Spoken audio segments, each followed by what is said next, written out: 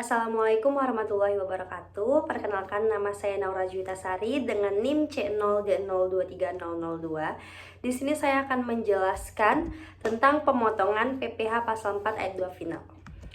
Baiklah, yang pertama kita langsung saja masuk ke materi. Pajak penghasilan pasal 4 ayat 2 menurut Undang-Undang Pajak Penghasilan menyebutkan bahwa atas penghasilan berupa bunga deposito dan tabungan lainnya, penghasilan dari transaksi saham dan sekuritas lainnya di Bursa Efek, penghasilan dari pengalihan harta berupa tanah dan atau bangunan, serta penghasilan tertentu lainnya, pengenaan pajaknya diatur dengan peraturan pemerintah.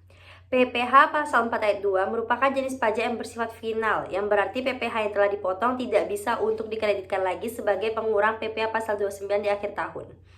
Oleh karena itu, penghasilan yang sudah dikenai PPh pasal 4 ayat 2 akan dilaporkan secara tersendiri dalam sebuah lampiran dan akan dikoreksi dari pelaporan penghasilan neto fiskal dalam SPT tahunan PPh wajib pajak. Nilai pajak PPh pasal 4 ayat 2 tidak dapat dibukukan sebagai uang muka untuk pembayaran pajak, karena pajak ini bersifat final. Oleh karena itu, PPh pasal 4 ayat 2 dicatat sebagai beban bagi pihak yang dipotong dan dicatat sebagai utang bagi pihak yang memotong apabila prosedur yang harus dilakukan adalah dipotong dan memotong. Selanjutnya, objek dan tarif PPh pasal 4 ayat 2. Yang pertama, peredaran bruto usaha tertentu. Salah satu objek PPh pasal 4 ayat 2 adalah usaha dengan omset di bawah 4,8 miliar per tahun. Kategori ini seringkali dikenal sebagai usaha mikro, kecil, dan menengah atau UMKM.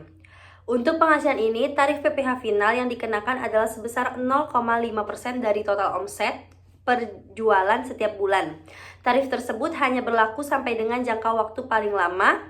Pertama, 7 tahun bagi wajib pajak orang pribadi, 3 tahun bagi wajib pajak badan berbentuk perseroan terbatas atau PT, 4 tahun bagi wajib pajak badan berbentuk koperasi atau persekutuan.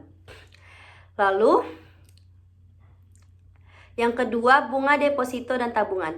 Pendapatan dari bunga deposito dan tabungan juga dikenakan PPh pasal 4 ayat 2. Tarif yang dikenakan yaitu sebesar 20% dari bunga yang diterima. Yang ketiga, ada bunga obligasi. Pendapatan bunga dari obligasi dan surat berharga negara atau SBN juga dikenakan PPh pasal 4 ayat 2. Tarif yang dikenakan adalah sebesar 10% dari bunga atau diskonto obligasi. Terdapat insentif PPh ditanggung pemerintah atas obligasi pemerintah dalam mata uang asing yang diterbitkan di pasar internasional. Yang keempat, ada sewa tanah dan bangunan.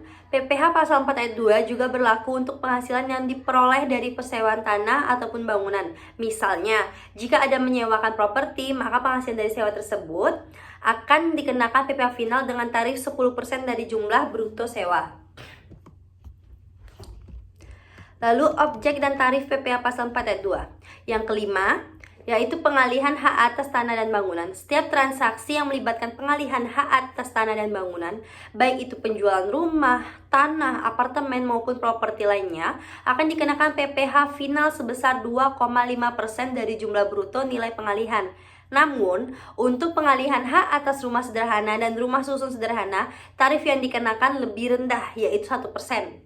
Yang keenam, hadiah undian. PPh pasal 4 ayat 2 juga mencakup penghasilan yang diterima dari hadiah undian atau lotre. Pajak atas hadiah undian ini dikenakan 25% dari nilai hadiah yang diterima. Yang ketujuh, transaksi penjualan saham di bursa.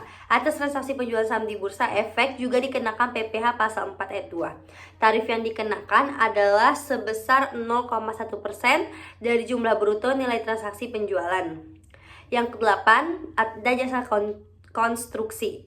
Pekerjaan konstruksi termasuk jasa konsultasi konstruksi, pekerjaan konstruksi, dan pekerjaan konstruksi terintegrasi juga dikenakan PPh pasal 4 ayat 2. Tarifnya bervariasi tergantung pada jenis layanan konstruksi dan apakah penyediaan jasanya memiliki sertifikat badan usaha atau SBU atau sertifikat kompetensi kerja atau SKK konstruksi sebagai berikut.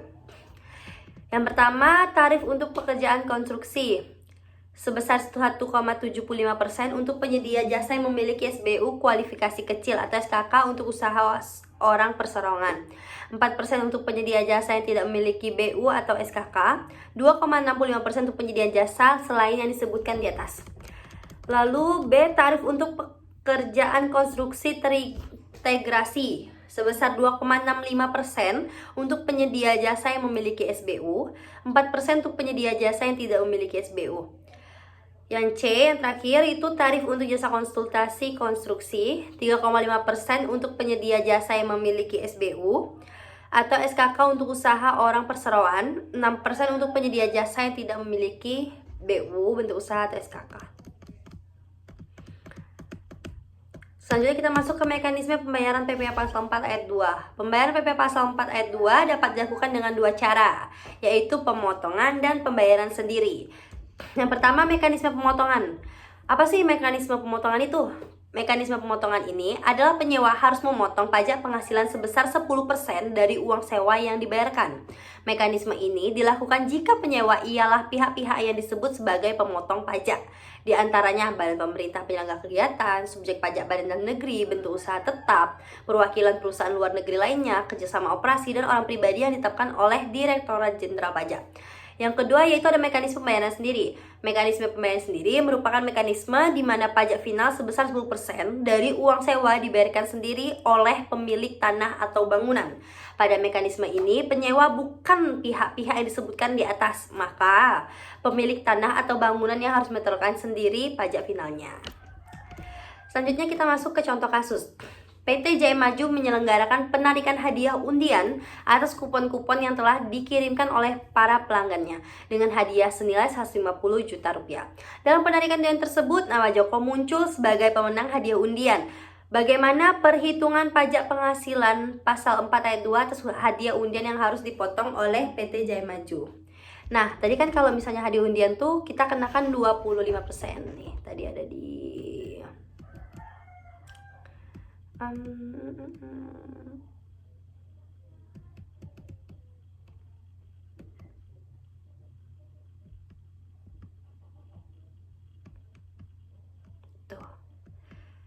Yang 6, hadiah undian PP Pasal 4 mencakup penghasilan terima dari hadiah undian atau lotre. Pajak atas hadiah undian dikenakan sebesar 25% dari nilai hadiah yang diterima.